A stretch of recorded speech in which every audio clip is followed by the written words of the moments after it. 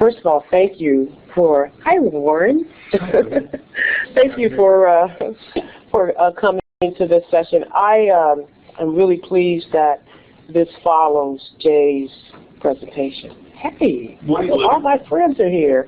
That this follows Jay's presentation because it really does look at how we begin to recognize some of those non-cognitive skills that are particularly a difference maker in underrepresented students pursuing ICT. And I really believe that, you know, as Jay pointed out, I think there has to be a lot of advocacy to bring attention to how we take a look at recognizing, measuring, and beginning to include these skills in our curriculum. But I also believe that there's a bottom-up approach that we can take, and that we as educators who work one-on-one with these students can learn to recognize these non-cognitive skills and begin to help those students realize how valuable they are. Because a lot of them really don't know. It's just become part of their life experience that they develop this grit, this perseverance, this persistence, this responsibility. And they don't realize what an asset that is to them, not only for their own goals, but also for the objectives and goals that potential employers have. So one of the things I think that we need to do is learn how to recognize that, what type of skills we as educators need to recognize that so that we can help those students take advantage of them. So why take this approach? Well, the biggest problem we have with keeping underrepresented students on these pathways is exactly that. They give up. I mean, it's hard anyway. It's hard work anyway. And so if we can help recognize these types of skills, we improve retention. Also, I think it is the way they can understand as how they have these skills to actually develop that growth mindset, as Jay pointed out in the keynote this morning, of how they improve themselves. And then I think one of the things that it helps us as educators is that we can model those 3 R's. And one of the things we talk about, in addition to the second set of 3 R's in education, of respect, responsibility, and resourcefulness, I think we as educators need to learn to respect those skills.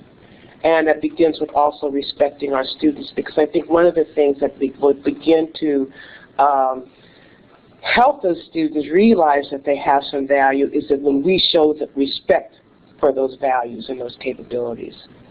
And as Jay mentioned, we have to learn to close that non-cognitive skills gap. You know, I'd like you all to think about, maybe make this a little interactive, and I hope that we can hear those of you that want to comment on. But when you reflect back on your years as a student, I want you to think about this. There had to be, usually there's someone, maybe it's a teacher, maybe it's not a teacher, maybe it's a relative, maybe it's a friend, you know, it could be someone else in the family, who saw your passion, who recognized something that was driving you, that made you happy. Recognize something that you were into that made you happy. And what did they see that kind of gave them the clue? And you know, and what do you think enabled that person to see it when other people did not? Think about that. You know, if nobody says anything, I'm going to pick on Warren because I know his background. I mean, think about it. When you were a student, you shared some stories with me, and if you don't mind, I'm talking to Warren Hyoke, who's a member of our Pathway State Tech team. When you were making that transition to say, okay, I'm going to get serious about my career or what I'm going to do. think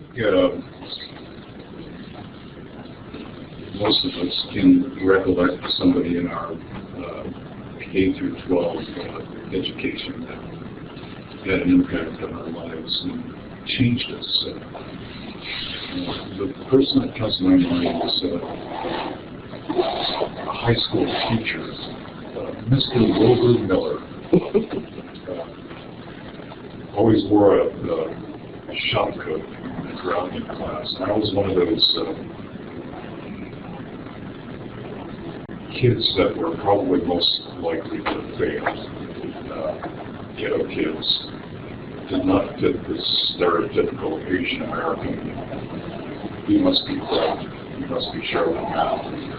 It's on the other side of the spectrum, and we might have talked about this before, but I think you saw the competitiveness in you, that one glimmer of hope, where here's an individual that's more interested in basketball, jungle ball, street kid sports, and but he seemed to be passionate in draft.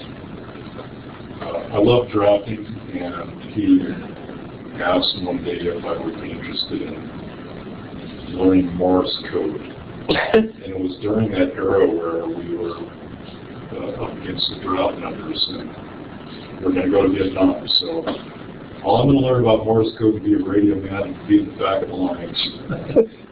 And anyhow, he had that one thing that you just spoke about, empathy, the ability to project, and the ability to make observations of some glimmer of hope that we all have, or we can identify in people. Empathy, caring, and I credit this individual with that ability to empathize with others, namely myself, and give me direction and that glimmer of hope that I suspect if I didn't get that from him, who knows where. I think the key word is care, hope, recognizing that there's something there. That somehow that teacher made a connection in something that they observed. And, I had a very, very similar introduction to the whole thing. My 12th grade English teacher, we were an English lit teacher, in fact. And I grew up in Compton, California, single parent family. And the high school I went to was predominantly black, and so there weren't a lot of students in my class who could read Chaucer, which we had to stand up and read Chaucer in the class. And I was able to do that, and did it very well. And that teacher pulled me aside. Oh, you did that very well. What do you do? What do you read? What else do you read? And I shared with her a passion for science fiction. And some of my favorite work was by Isaac Asimov, I, Robot. This is a scene from the movie. I read the whole trilogy. I was also very interested in Robert Heinlein. And she said, well, why are you, she's basically asking me questions. She's wanting to connect with me. She says, well, why are you so interested in that? And I said, well, I think technology is going to take over the world, and I feel that there has to be some human component to that.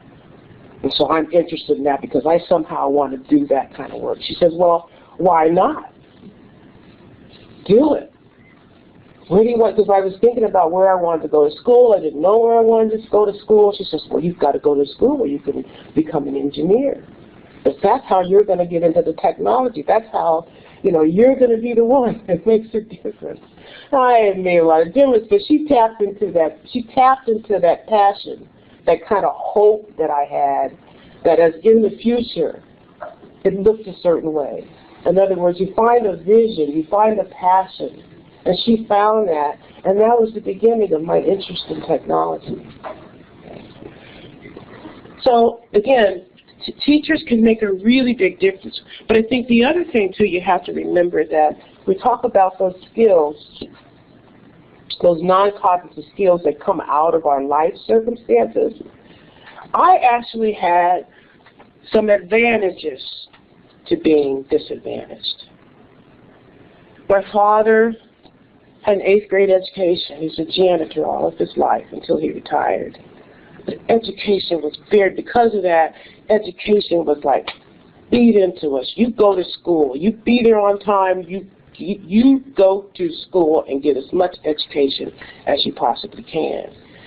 The other thing about my dad is that he was, you know, I never saw him angry, except at us when we screwed up. But he never really was angry about his plight, his place in life. He really found the good and positive in everything that, you know, he encountered. And he kind of instilled those values in us.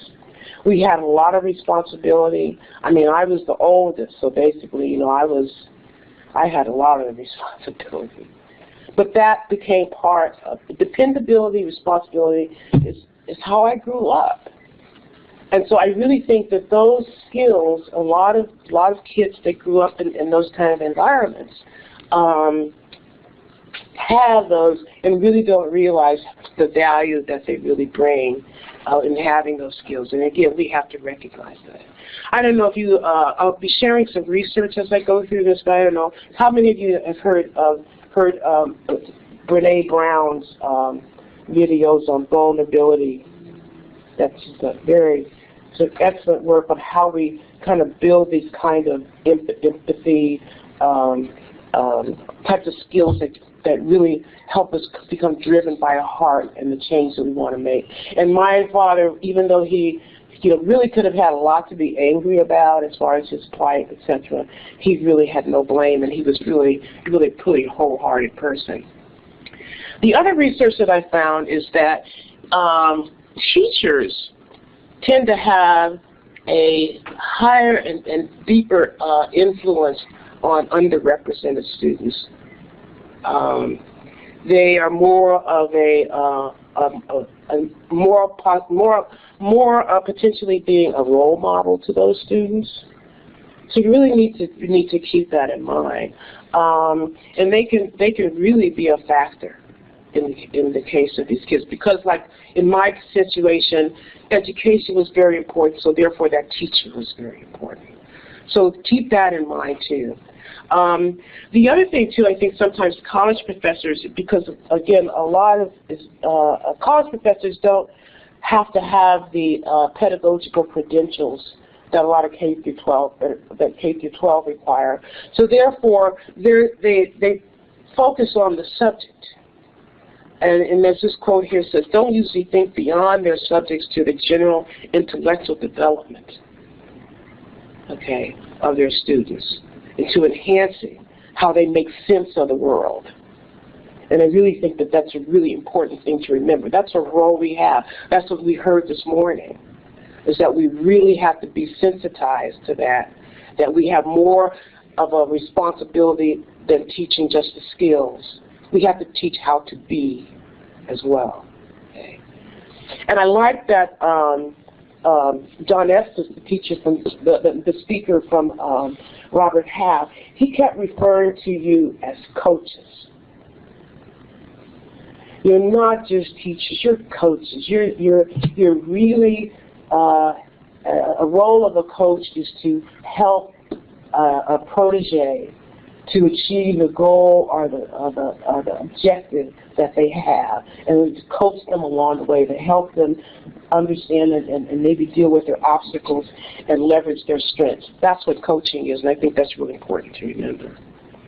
The other thing, and I think you all know the whole Pygmalion effect, is alive and well.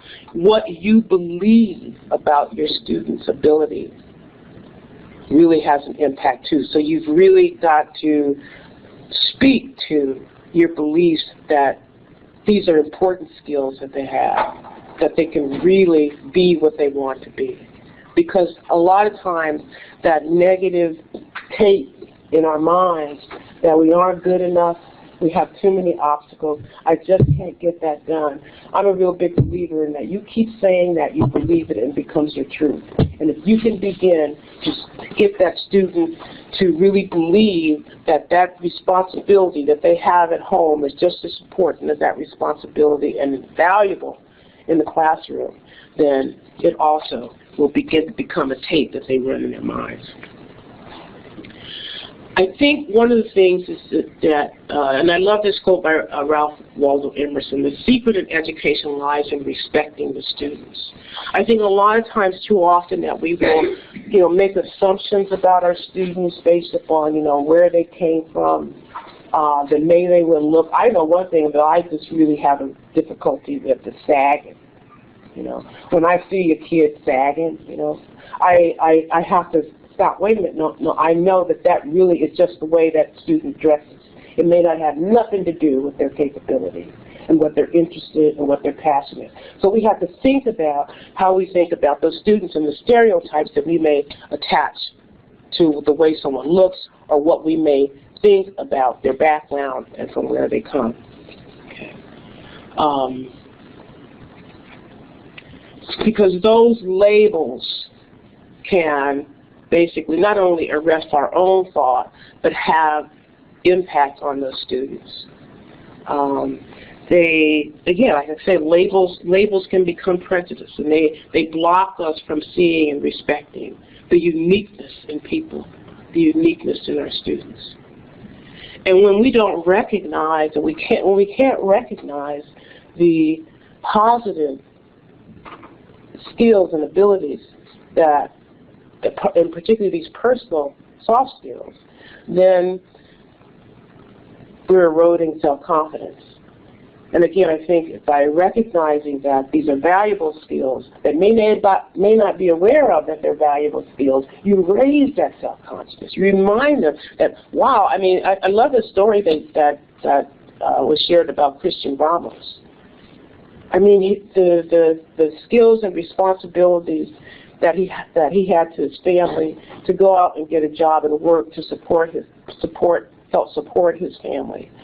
That's the kind of dedication and commitment that a lot of employers are looking for. And he just felt it was something that he had to do. And I think getting them to recognize that is very important. So you have to be empathic, as Lauren pointed out, is empathy. It's really what you're going to need to go beyond those levels, to shake off any stereotypes or assumptions that you have, and be curious. You have to nurture a curiosity about others. That's the beginning of empathy. You have to be a listener, a sensitive listener. You have to look for, since empathic people look for understanding in the needs that another person may have. And they're two-way conversations. In other words, you're looking for understanding, but also you want that student to understand you. Okay? That is how you make yourself vulnerable. And by that I mean, if I'm in a conversation with a student that I'm really trying to understand, I'm trying to get rid of some perceived label in my head, I need to share something about me that might make that student relate and connect with me. I remember I'm on the board of the Bayview Hunters Point YMCA. And about 3 or 4 years ago, I was heading up a project on health disparities in the primarily working with women who were head of households in public housing. And for the first couple of days, I could see that they weren't connecting with me. They just saw me as this consultant. Even though I'm a black woman, like most of them were, they just saw me as this consultant coming in to do this job on behalf of the public health department. But as soon as I mentioned to them that I grew up in Compton, California, that my father was uneducated and that I got here because I worked hard. And I do have a commitment and believe that you guys can do the same thing and set your own goal. As soon as I shared that, the walls came down. Because they see that there's some, you know, I personally don't have any problem talking about my background, but some people do. And some people feel as soon as I may let you know that I'm, you know, I'm from the hood, that might have some thing about me. But so don't let that stop you. You really have to find something that puts you out there as to who you are, so that student can connect with it. And you can usually find something in common. You know, you can usually find something that will help that student connect with you. And empathy is not sympathy. Okay. Empathy is feeling with people, not, you know, it's not for them. It's with people. So it's really kind of what's called affective empathy, and that you're kind of mirroring and wanting to, you know, share how that person feels. Okay. What we're talking about here is called cognitive empathy. And it's the ability to understand another person's perspective. How do they see the world? It's called, or sometimes called, perspective taking. Okay. And when you can begin to relate to how they see the world, then you might have a better understanding as what their needs may be and what their strengths may be, and how they develop those strengths, and how they perceive themselves in the world. And then you can, again, this is about how do you make that connection. So again, it's stepping into someone else's world, looking at their worldviews, their beliefs and their fears, their assumptions. I mean, it's really, I don't know, how many of you, I just finished reading the book by Sheryl Sandberg called Lean In. Have you heard of that book? It's really interesting. I'll tell you a little story about that too, and again, getting over my own perspective. I had read some of the reviews that were really pretty negative, and believed them. I said, you know, Sheryl Sandberg, she comes from a privileged background. She's a CFO on Facebook. You know, what can she tell me about my experience of leaning in? And also, a lot of the book was around, you know, being a mother and having a career too. And I'm not a mother; I can't relate to that. So I just put the book aside, and I didn't bother to read it. And I was with a group of friends about 3 weeks ago, and one of my really good friends, who is she's lesbian, and she's recently married, and she's you know, thinking about having a family, but she's also very, very career oriented. And she asked us in our group, how many of you have read Lean In? And sure enough, a lot of the women in our group thought like I did and had not bothered to read it. And she just went into what she said, you guys are buying into that hating story. Read the book. It's powerful. And it really was, because it really brought to mind some of the assumptions that we as women, as career women, make about our role in the corporate environment. Stories like something I used to do all the time, and I would come into a meeting in a conference room, and if there was a lot of people, you know, I wouldn't take a seat at the table. I'd take the seat around the wall. Okay. I would, you know, not. I would say, okay, you know, I got to really be one of the guys, and you know, let those stereotypical comments kind of roll off of me, like, you know, that's part of being in the business world. No. What Sheryl was saying, no, is we need to be at the table. Okay? And we don't have to put up with some of the verbal abuse sometimes that I know, and I took a whole lot when I was coming up through tech in the 70s and 80s. We don't have to do that. We have, and that's what she means by lean in. We have to make. We have, as I was saying, we have to take a bottom-up approach. If you're a woman professional at any level of the organization, you need to do what you can to make those changes. And if you're at the top, as Jay was saying, you advocate for the change. Okay. But there's a lot of systemic, a lot of systemic issues that really keep women at a disadvantage in corporate world, and particularly in ICT. And I think that's a whole other. I could probably do a whole other session on that. But one of the things is that what it is that Max helped me to change my perspective. She helped me recognize that I had a stereotype about Sheryl Sandberg, and she helped me bring it down. And I opened up, read what she had to say, and realized there was a lot that I could relate to, even though I didn't think that I could. And I think that's the kind of thing that we have to, same type of thing that we have to do with our students.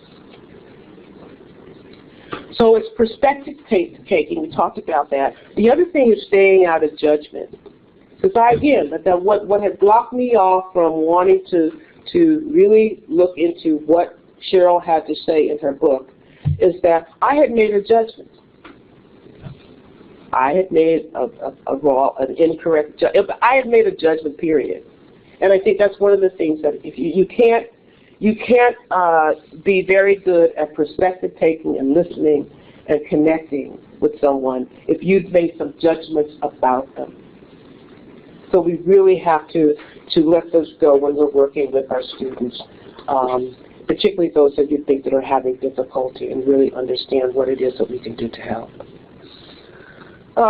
We have to be, recognize emotion, and that's certainly a lot easier said than done. But I think one of the things, the first thing we have to do is just realize that it's there. I think a lot, I know that one of the things that I was told early in my career, somebody pointed out, Olivia, when women are speaking their mind or they're making a comment in a meeting, they'll say, well, I feel that this might be the way that we do something. Well, you really shouldn't do that. I said, do what men do. Men say, I think we should. And so I began to think, okay, that means that I need to really not express emotion. Okay. That I must come across very, practical, very unemotional, and really base everything that I said in fact with facts instead of my gut or what intuitively I felt. And I think that also is something that we need to change, and that feelings, and particularly our intuition, are very important. And I think that if you let that intuition stay present in the way that you're dealing with your students that you're trying to reach, you'll have a better possibility of making that connection. And even though you may not understand exactly what the emotion is or what they're trying to express, if you allow yourself to use your skill, your emotional, your intuitive skills, that will help you there. And then communicating what you think you're seeing. I mean, the only way that you're going to know is to run it past that whole active listening, where reflecting back what you think that you're sensing. So again, stay present and engage. There are no, like I said, there's no hard, fast rules, because again, this is coming from feeling and emotion. But one thing that you should not do, and this comes from Brene Brown's work, is when someone is expressing some difficulty or some problematic circumstance or issue, don't try to make things better, and don't try to find the silver line. Just reflect back what you hear. Because one of the things is that in most cases people, first of all, just want to be heard. They want to know that you're connecting with what it is that they're sensing, what they're feeling, what they're going through. But when you start trying to change them, or make them feel different, or make them feel that, oh, really, it's not as bad as what you really are feeling, there's a higher possibility you lose that connection because they feel you're really not feeling. I said, you don't feel me.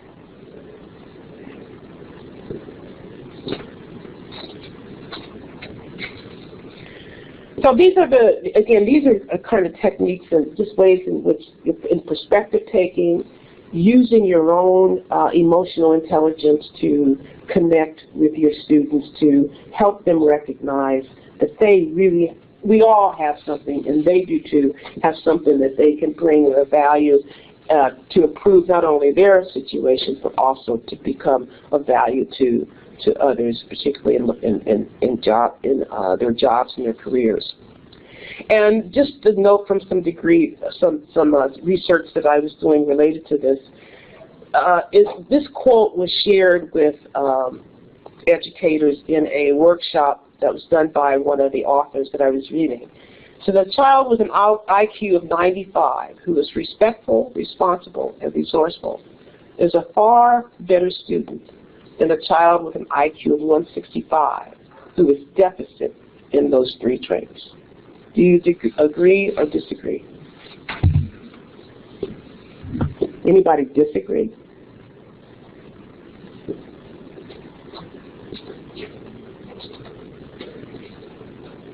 In the 40 workshops that this researcher did, not one faculty ever disagreed. So it says that we know and we recognize that these are really, really important skills, and it doesn't matter what skills you have, and it reflects again what we heard this morning in the keynote. Nobody was being sent away from Robert Half sponsored interviews because they didn't have the skills, because they didn't have the IQ. They were sent away and rejected because they didn't have those soft skills. And these are the skills that we build upon, because this is the basics that we really want to see in our students. We are losing we lose connection with a lot of minority kids and women, and a lot of them are either gifted. There are a lot of smart kids out there, but either because of the environment they're in, or the schools, or whatever. I mean, sometimes it just really blows. I've worked with San Francisco Unified, and it's always so disappointing that there's the schools in primarily where I do work at the Y don't have even the opportunity to take some of these classes. And there are some really, really bright kids who could do it. Okay, so we're missing some gifted kids. Also, we're missing out on some kids that really have that perseverance because their life circumstances have developed those skills. So let's look at why. Okay, for the gifted students who underachieve, they underachieve due to stereotype threat. How many of you know what stereotype threat is? Stereotype threat is the assumption that if you tell me I'm a fifth grade, I'm a girl in the fifth grade, and I've been told that girls don't do well in math. And there have been studies that show if you tell a girl that and then send her in to take a math test, she will do worse than if you had not told her that. It's almost like they accept that stereotype and they embody it and actually perform to that level. So that's stereotype threat. There's also the fear of success. You don't know how hard it was for me growing up. A little bit, somebody that my father was pushing me to read and to do my best in school, and then get teased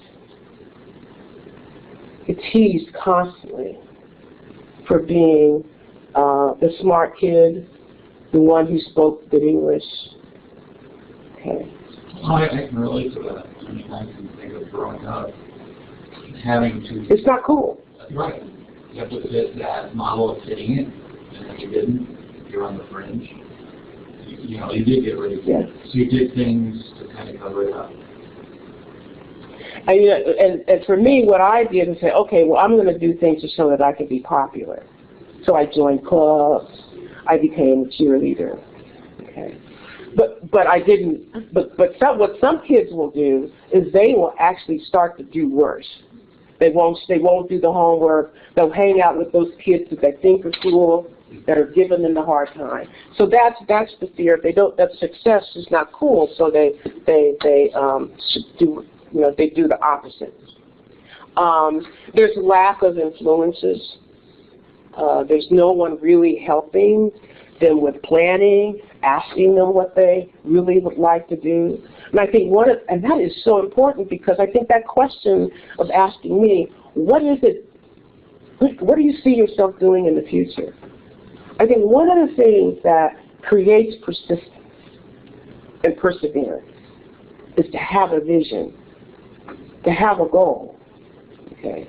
If you don't have that, why work hard? Why try to get over this obstacle? Why try to figure out how I'm going to get this math done, even as hard as it is? Well, if I don't get that math, see, mine simply was to get accepted into a school that basically where I could get an engineering degree. But the long-term goal, obviously, was to get into technology. But I knew that if I did not do well in math, I was not going to get accepted. So I persevered and I worked hard at it, and I get there. And I think having those goals, having that influence that helps you identify that is very important. There's different value systems. Okay, again, a lot of this are more pronounced in families for recent immigrants that have, and particularly with girls, for example, what they there's a difference. My partner taught in middle school PE for a long time, and he used to tell me the stories about how some of his parents, he taught in Union City, California, which is primarily kids from Afghanistan, Philippines, India, really very diverse.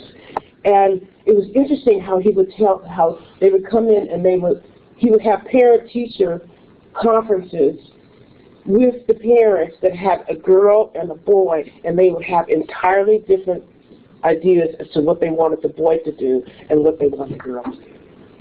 And that was the value system of that. And so, again, I mean, it was, he was very encouraging. He would say, well, why don't you want her to do the same thing?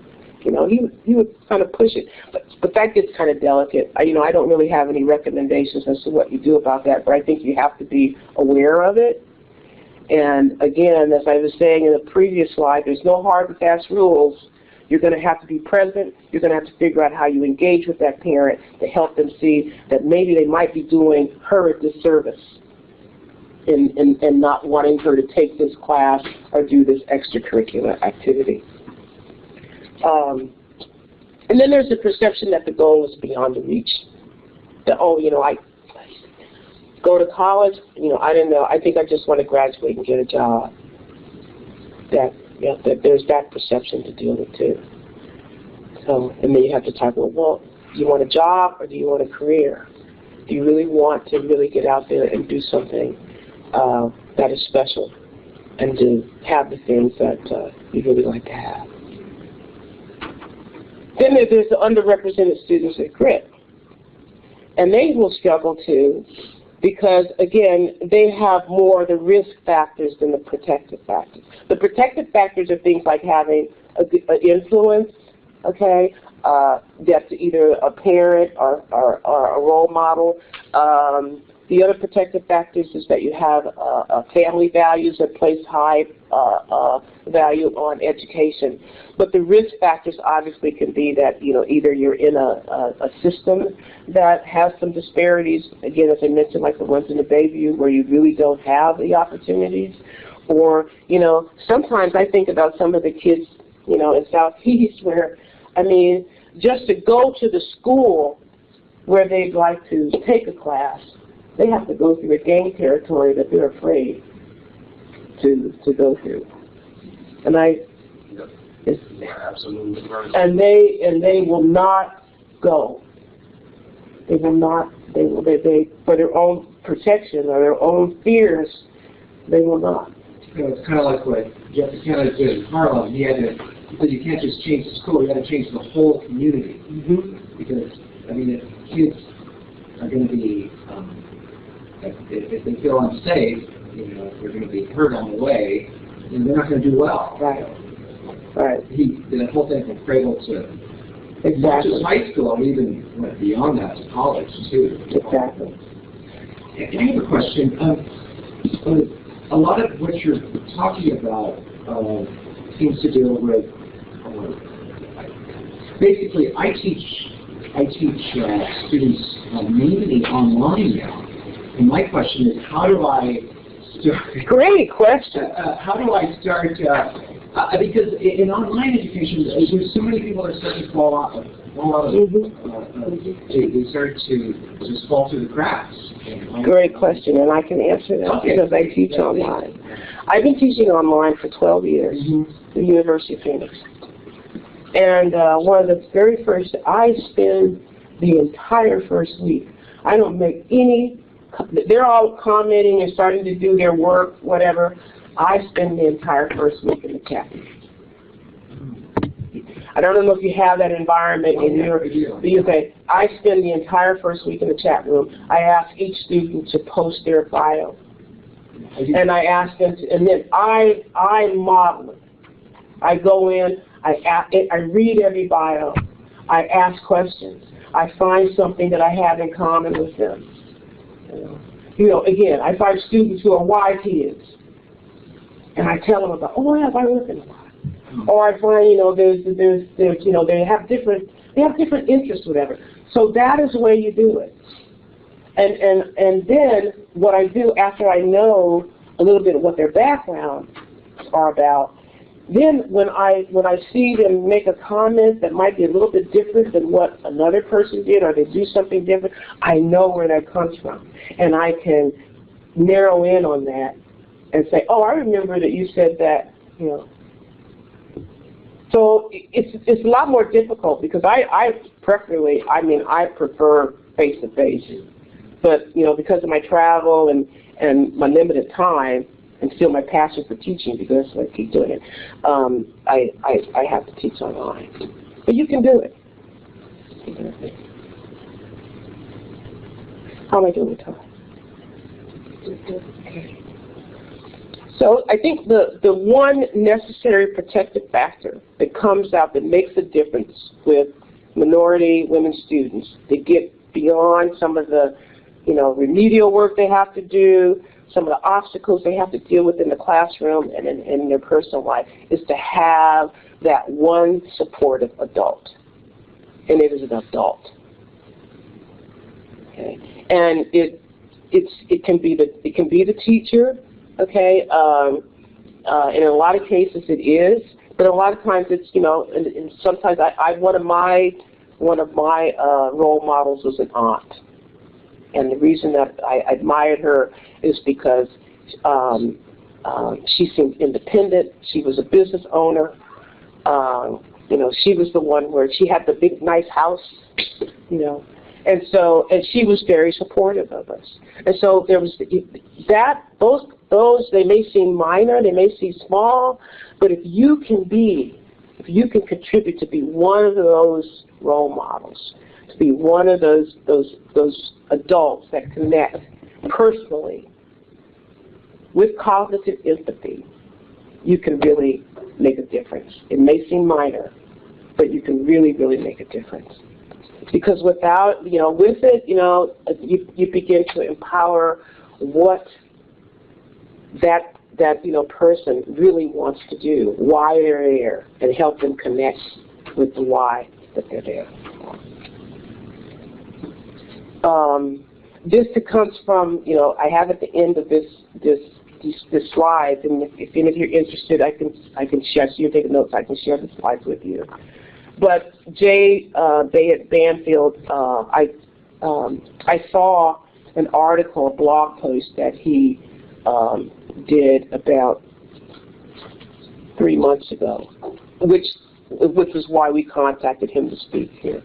But these are the cognitive abilities that empathy can help you recognize when you make that connection. The same list that he showed this morning of adaptability, resilience, persistence, responsibility, resourcefulness, growth mindset. I really think that one of the things that the main obstacle that we're seeing here in San Francisco Unified coming into City College is that so many of the students who want to begin to get on the ICT pathway have to take at least 2 semesters of remedial work to even begin.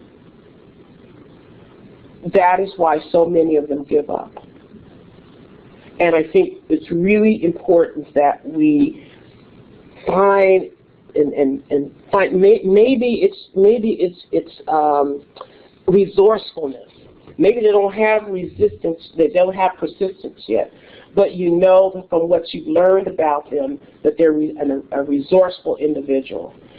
Tap into that.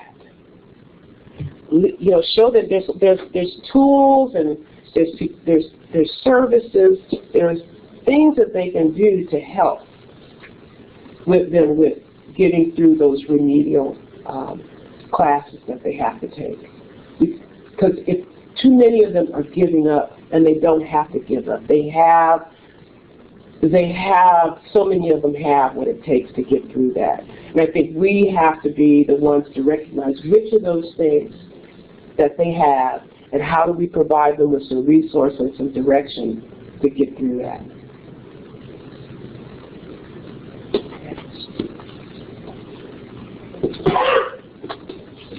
So, and I think one of the things that I want to do, too, is I want to introduce you to Demetria. Showed up in my, I'm glad you're here, but you can really talk to some of the, Demetria's manages a program out of the Bayview Hunters Point Y that works with truant high school students to get them back into school. There's a partnership with San Francisco Unified. And what I love about what Demetrius is doing is not only do they get those kids to come in and finish, but tell them what you're doing about getting them ready to come onto some of these pathways and begin to work with some of the CBO partners, and you're interested in emotional intelligence. Okay. So hi everybody. So we're working with our students on a few different levels, and that is all of our transitional age youth, which is 16 and 24. But our primary focus on getting them prepared for the ICT pathways would be our high school group. And so as Olivia was just telling you, we have the CARE program, which is a truancy abatement program, and it's designed to take the students for a semester who have been truant, work with their families, work with the students as a whole to get them past whatever kind of trials or tribulations or whatever kind of barriers that they might have had that caused them to be truant in the first place, and then to get them re-enrolled back into the school district. Some of the work that we're doing currently is we started reaching out to other organizations, which I know she's Immigrant over there, which BayBack, we reached out to BayCat, ERA, and several different other organizations, and we've asked, what is it that you need from the students to get them prepared to go into your organizations? And is it possible to create these opportunities to where if we can get them prepared, you'll accept?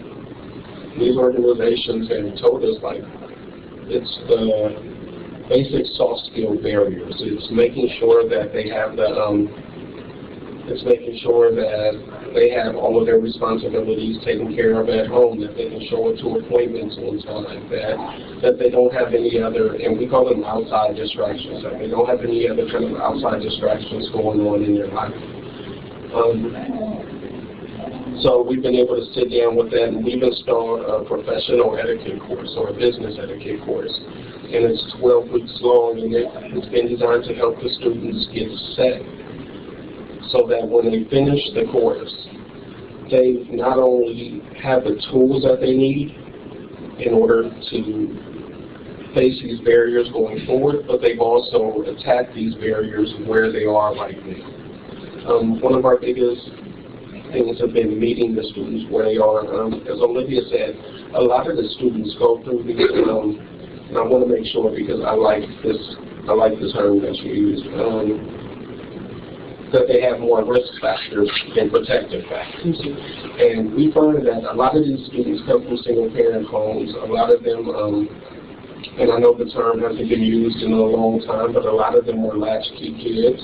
A lot of them have big brothers or big sisters that are raising them, and they're growing up in a community where it's more common, or it's more the social norm for a student to join a gang than it is for them to join a community center, or that it is for them to do something positive. And so we've been able to welcome the students and to address a lot of these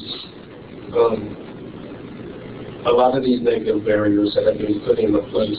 Something that we are currently in the works of doing, and is that all? Yes. Okay. So something that we're currently in the works of doing, actually, is we just started conversations with Microsoft, to have Microsoft come in and to help us with our computer labs, and to help us to create an entry-level tech program for our students so that they can learn the basic ICT skills, and I know that term encompasses a lot.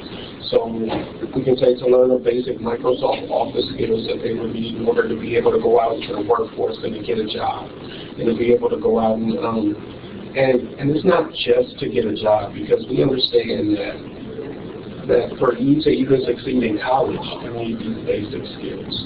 And we're finding that a lot of the transitional age youth that I work with aren't getting these skills in high school. So we have two different programs in our school, and one is also a 5 Keys charter school, and neither of them offer any kind of computer tech programs, and that's where a big part of it is. And so we're seeing that by tackling all of the soft skills and all of the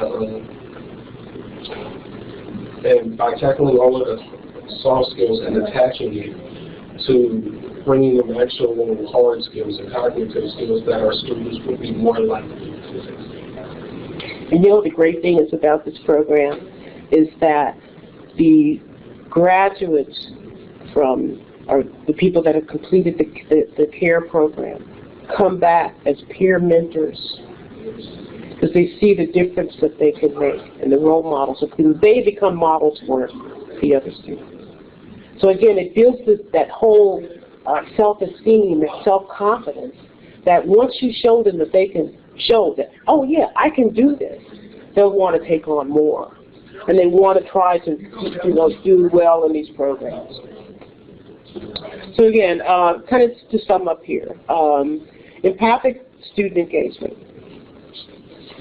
It has to reframe how we think about and value someone's challenges in life. I think that's a very key point.